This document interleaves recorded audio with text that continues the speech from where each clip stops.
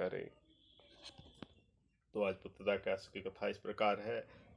ओम शांताकारं भुजंग शयनं पद्मनाभं सुरेशं विश्वाधारं गगनसदृशं मेघवर्णं सुहांगं लक्ष्मीकान्तं कमलनयनं योगविद्यानगम्यं वन्दे विष्णु भवभयहरं सर्वलोकैकनाथं। बोलिए विष्णु भगवान की जय।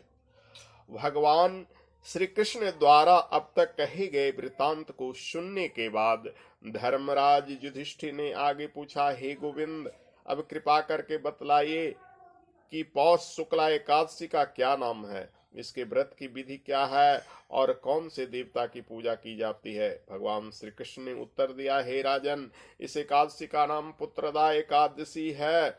इसमें भी नारायण भगवान की पूजा की जाती है।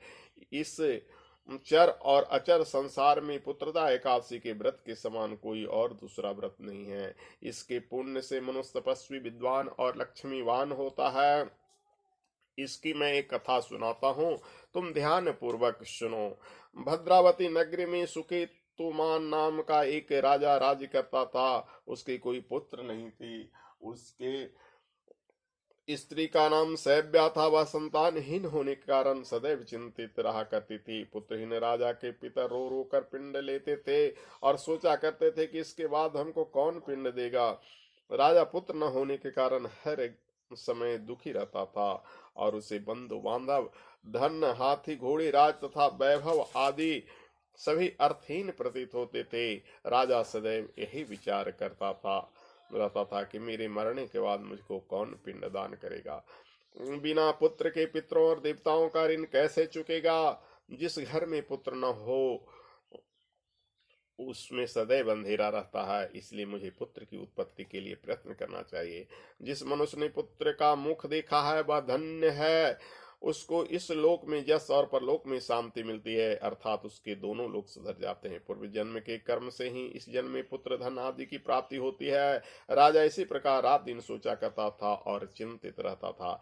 राजा ने अपने शरीर को त्याग देने का विचार भी किया, परंतु आत्मघात को महान पाप समझकर उसने ऐसा नहीं किया।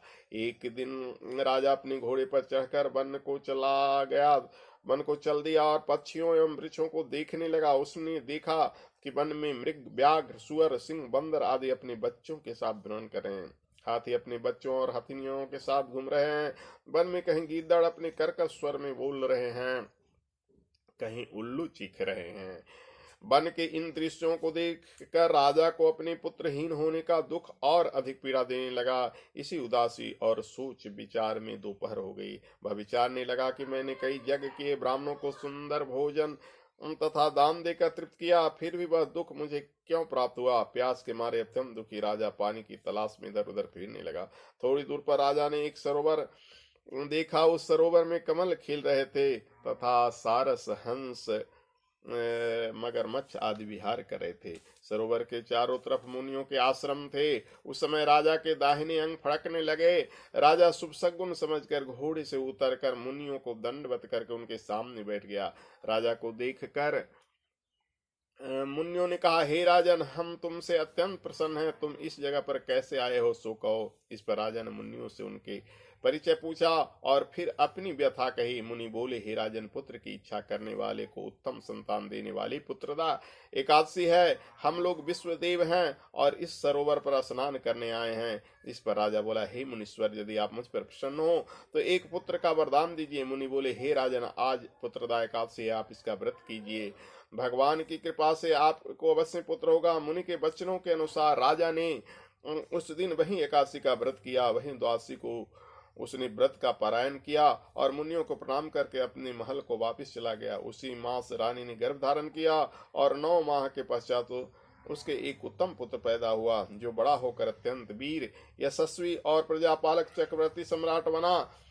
भगवान श्री कृष्ण बोले, हे राजन, पुत्र प्राप्ति के लिए पुत्रदा एकादशी का व्रत करना चाहिए। इस व्रत के करने वाले यशस्वी और पितृभक्त पुत्र तो पाते ही हैं और इसके महात्म का श्रवण करने मात्र से ही मनुष्य सुंदर संतान और मोक्ष को प्राप्त करते हैं। ओम सशंख चक्रम सकृत कुंडलम सपीत वस्त्रम सरसीरुहेचनम सहार वक्षस्थल कौस्तुभ्यम नमामि विष्णु शीर्षाम